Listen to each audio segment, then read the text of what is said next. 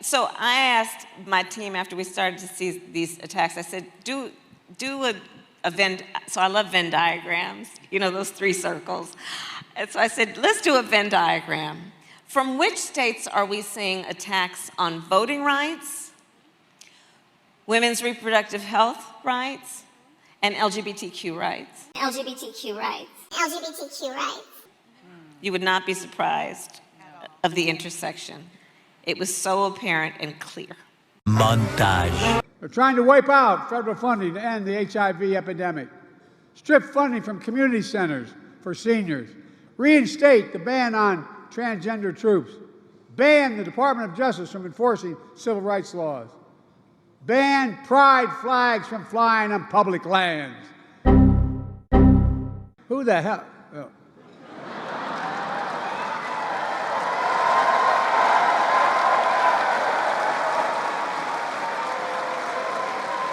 Not very presidential.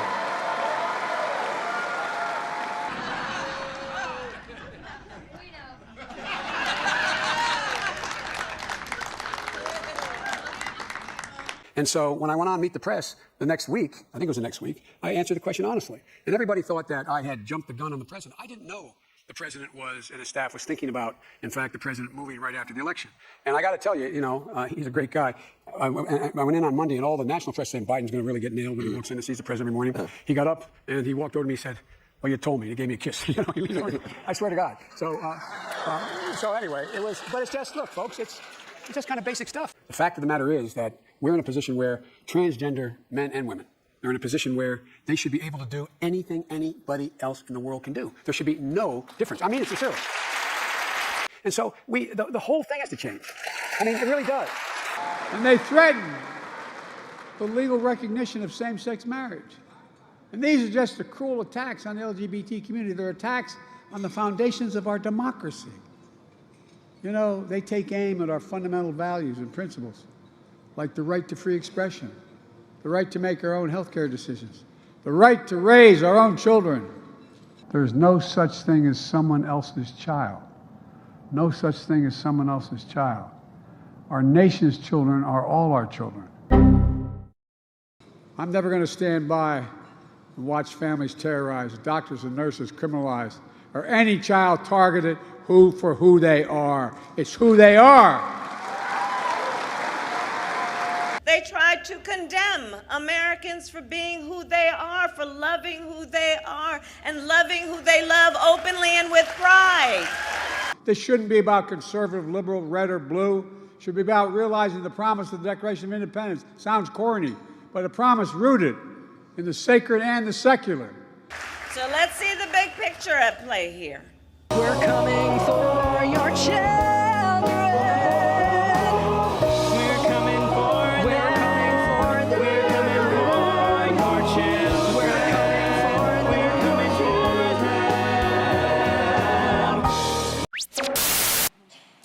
And so thinking about then the opportunity that exists always in moments of crisis. If you vote for me, all of your wildest dreams will come true.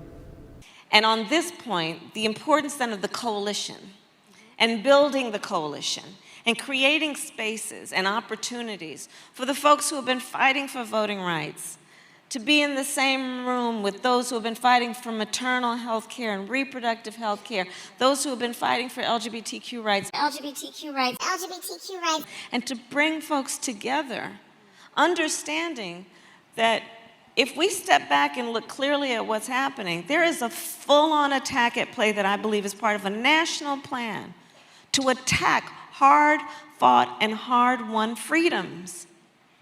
And an attack on anyone's freedom is an attack on all of our freedoms. And these so-called leaders, so-called,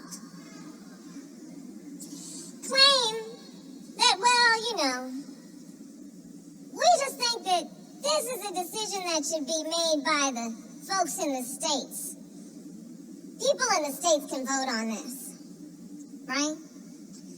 But at this moment, many of those same so-called leaders are the same ones who are passing laws to restrict the ability of people to vote. Well, the single most important thing I can say is to vote, vote, vote, vote. If you vote for me,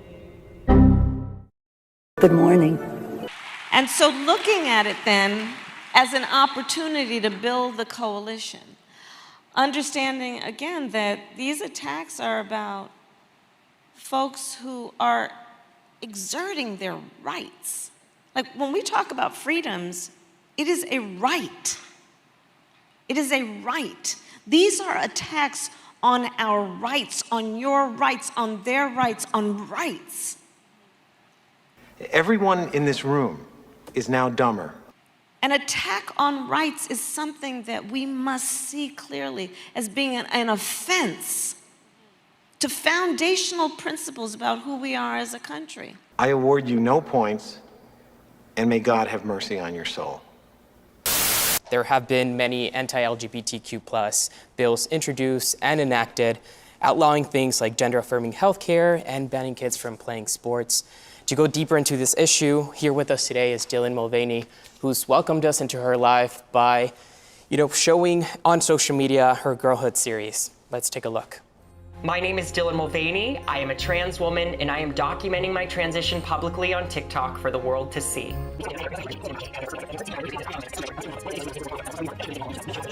I'm using my platform to stand up for my community and for any of the little Dylans that deserve a clear path to their true identity. God love it. There's a lot of, sometimes they try to block you from being able to access certain medicines, being able to access certain procedures and so on. None of that should be available. I mean, no state should be able to do that in my view. So I feel very, very strongly that you should have every single solitary right, including use of your gender identity bathrooms in public. What is a woman? People don't know enough to know. Most of these politicians don't even understand how a woman's body actually works. And it's not because of intellectual incapability, it's just lack of exposure. They don't get it. They don't get it. It's really important that we, in fact, begin to educate people about what's going on. Because, for example, when I came out and when I publicly stated, well, that would be news. I got something to tell you. I kind of figured it out a while ago. Okay. Don't jump, folks. You're way up there. Hey, man, don't jump. You look crazy enough to jump. Don't jump. Don't jump. You look crazy enough to jump.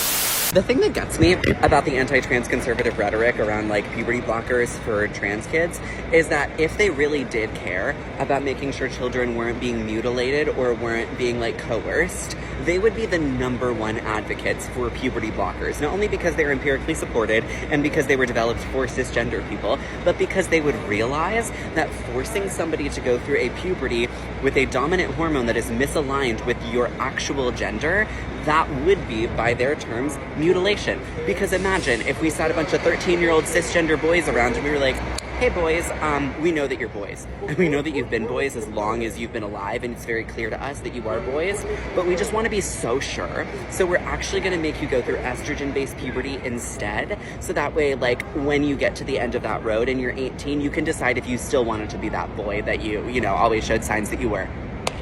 Can you imagine if we did that? That would be But that's literally what you are doing to trans kids, because forcing somebody to go through a puberty with a dominant hormone that is misaligned with your actual gender is a forced mutilation by conservative standards. So you would think that they would be the #1 advocates for blockers and go, oh my gosh, yeah, why don't we put a pause on this so that way you can decide and in a couple years see how you feel. I just wish they would shut up.